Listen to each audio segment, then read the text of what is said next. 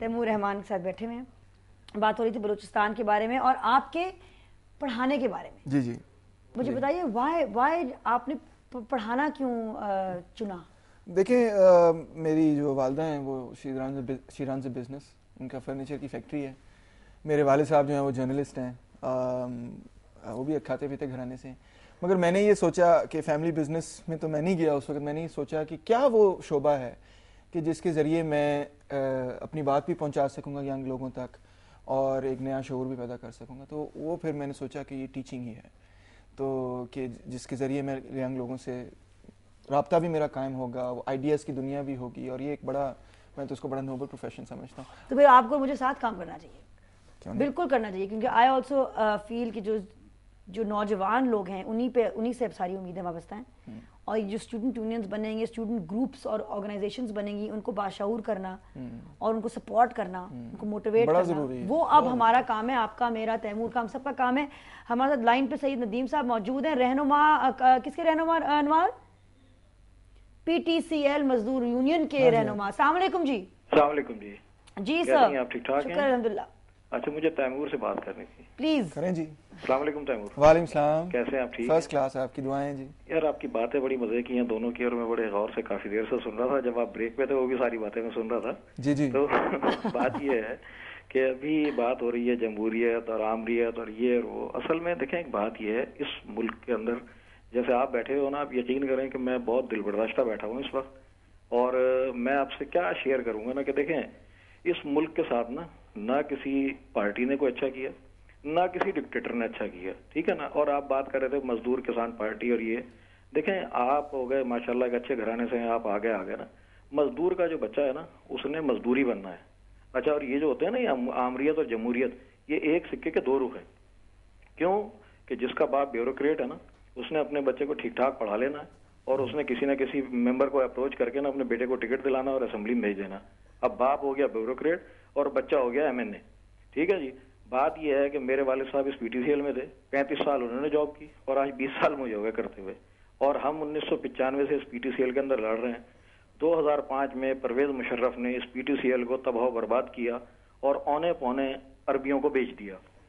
آج اس کا حال یہ ہے کہ یہ اربوں خربوں روپے کمانے والا ادارہ جو ہے نا 15 ارب روپے منافع پہ کھڑا ہوا ہے. ہم نے 2005 میں ہڑتال کی، ہم یہاں اسلام آباد کی روڈوں پہ نا 20-25 دن تک پڑے رہے، اور آج ہمارے چیف جسٹس افتخار محمد چودھری، جن کی بحالی کے لیے آپ نے بھی ڈنڈے کھائے اور میں نے بھی کھائے تھے اس کراچی کے اندر ٹول پلازا پہ، مجھے بھی بڑی مار پڑی تھی نا. لیکن ابھی ریسنٹلی جب وہ ہو گیا، انہوں نے آج تک اس کے اوپر سوموٹو ایکشن نہیں لیا. پیپلز پارٹی کی گورنمنٹ آ گئی، انہوں نے یہ کہا تھا کہ جناب ہم پی ٹی سی ایل کو واپس قومی ادارہ بنائیں گے.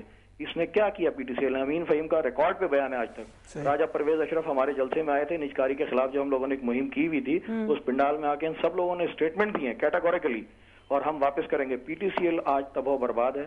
اسٹیل مل، کیونکہ اس کے اندر گورنمنٹ کا انٹرسٹ تھا، گورنمنٹ جو ہے نا اسٹیل مل کو تو چیف جسٹس نے سوموٹو ایکشن لے لیا. ابھی ریسنٹلی اسی مہینے کے اندر کوئی 10-15 دن پہلے میں اسلام آباد کے اندر تھا، میرے ساتھیوں نے ہڑتال کی ہوئی تھی. اس ہڑتال کے خلاف 180 آدمیوں پہ دہشت گردی کا پرچہ کٹوا دیا اسلام آباد انتظامیہ نے. ان کی رہائی کے لیے میں سپریم کورٹ کے آگے مظاہرہ کر رہا تھا. میرے ساتھ 100-150 بندہ تھا. مجھے وہاں کے مجسٹریٹ نے لے جا کے اندر اپنا رجسٹرار سپریم کورٹ سے ملوایا. ملوانے کے بعد کیا ہوا؟ آج تک چیف جسٹس نے کوئی پی ٹی سی ایل پہ ایکشن نہیں لیا. اچھا جی، اب آپ کے سیاسی پارٹیاں اور یہ ہو گئی جوڈیشری. اب آپ آ جائیں میڈیا پہ. میڈیا والوں کے ساتھ بڑی معذرت کے ساتھ ان سے لوگ بہت ڈرتے ہیں، بہت ڈرتے ہیں. اللہ کے بعد ڈرتے ہیں تو انہی سے ڈرتے ہیں نا. اور یہ جس کو دل چاہے ہیرو بنا دیں، جس کو دل چاہے زیرو بنا دیں. آج تک میں پوچھتا ہوں پورے پاکستان کے میڈیا سے، آج میں اس فورم پہ سوال کرتا ہوں کہ کیوں نہیں اٹھایا میڈیا نے آج تک پی ٹی سی ایل کو؟ Where is P T C L? پتا آپ کو کہ پی ٹی سی ایل اونے پونے دیا گیا ہے، پی ٹی سی ایل بھیک میں دیا گیا، پی ٹی سی ایل دیا گیا. تھینک یو سو مچ سید ندیم صاحب. I actually had no idea. میں ایک آپ کو دلچسپ بات بتاؤں کہ شاہرام اظہر جو ہمارے بینڈ کے ووکلسٹ ہیں، بالکل وہ پی ٹی سی ایل کی جو یہ اسلام آباد کے اندر بات کر رہے ہیں ہڑتال کے حوالے سے، وہ اس کے اندر شامل ہیں. ہم اور جب پی ٹی سی ایل کی پرائیویٹائزیشن مشرف نے کرنے کی کوشش کی تھی تو یہاں پہ لاہور کے اندر بھی روز میں وہاں جا کے تقریریں کیا کرتا تھا، اور اسلام آباد کے اندر بھی جا کے ہم اس کے اندر شامل رہتے. تو ہم نے تو پوری کوشش کی ہے. اب ان سے بحث کرنے کا کوئی فائدہ نہیں ہے، کیونکہ لیکن ایک بات جو کہ بات کی کہ میڈیا نے کبھی یہ بات اٹھائی نہیں. جب 2005 میں سلسلہ چل رہا تھا تو اس وقت جب پرائیویٹائزیشن مشرف کر رہے تھے اس وقت میڈیا نے اٹھائی تھی بات، مگر ریسنٹلی واقعی نہیں اٹھائی. یہ بات صحیح ہے. یہ مجھے بتائیے آپ نے اتنا کچھ پڑھا جی سیکھا کیا؟ میں جی اس وقت کلاس سٹرکچر آف پاکستان پہ میرا تھیسس ہے، پاکستان کا جو طبقاتی نظام ہے، اور میری کوشش یہی ہے یہ سمجھنے کی کہ جو مزدور اور کسان ہیں، جو عام لوگ ہیں، ان کے ساتھ جو ظلم و زیادتی ہوتی ہے اس کی بنیاد کیا ہے، وہ اس کا بنیادی ڈھانچہ کیا ہے ہمارے سماج کے، جس کے نتیجے میں وہ غربت اور بے روزگاری کی زندگی بسر کرتے ہیں اور ان کے ساتھ ظلم و جبر ہوتا ہے. مجھے بتائیے کہ سب سے بڑا خوف پاکستان کے حوالے سے آپ کے دل میں کیا ہے؟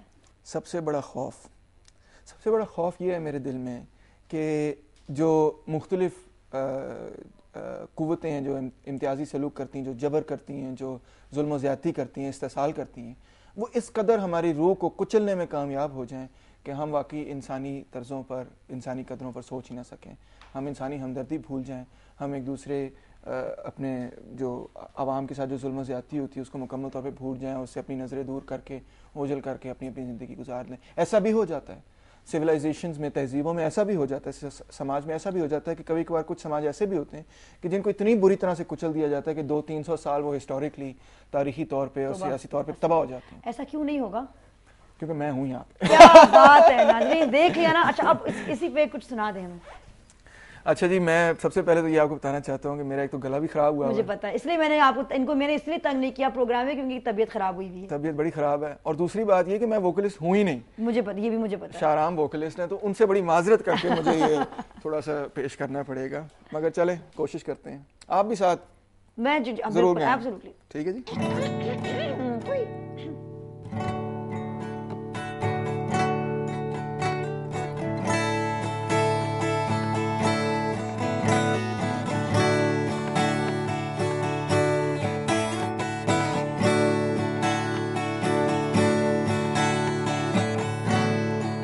جگر دریدہ ہوں، چاہ کے جگر کی بات سنو، امید سحر کی بات سنو.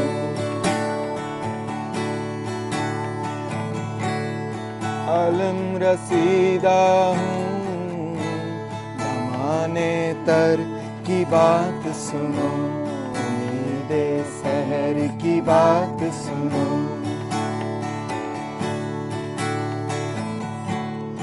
زباں بریدہ ہوں، زخم گلو سے حرف کرو، امید سحر کی بات سنو.